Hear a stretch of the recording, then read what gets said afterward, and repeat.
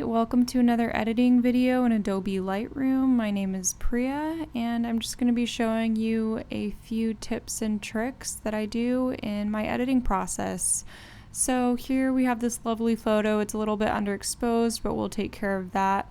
First thing I want to take care of is this slanted horizon, and I can fix this by clicking up here, or I can click R on my keyboard and just straighten that out using the lines like so.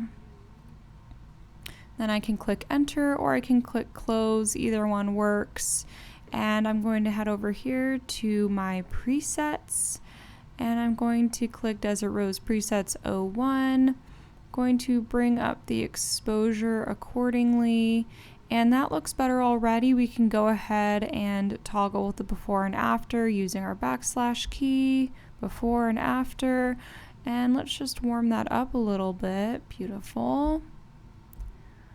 And there we are. And if we wanted to, we could of course go here to our spot removal tool or press Q on my keyboard, and I can use my brackets on my keyboard to change the size, or of course I can change the size here just to kind of clean up the background a little bit. And I want to make sure when I'm doing this that my opacity is all the way up to 100, so I'm completely removing the original spot, and that I'm in the heel, the heel section as opposed to the clone, so that it is adjusting accordingly and not replacing it with an exact copy of what I'm replacing it with, if that makes sense.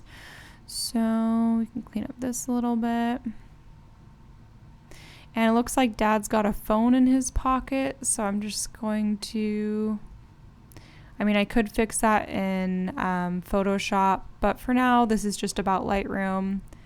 So I just went ahead and cropped a little bit more. So yeah, there you have it, maybe a little bit brighter. And yeah, that's it. We can see the before and the after. I hope that you found this video helpful. Please let me know if you have any questions at all about this, okay?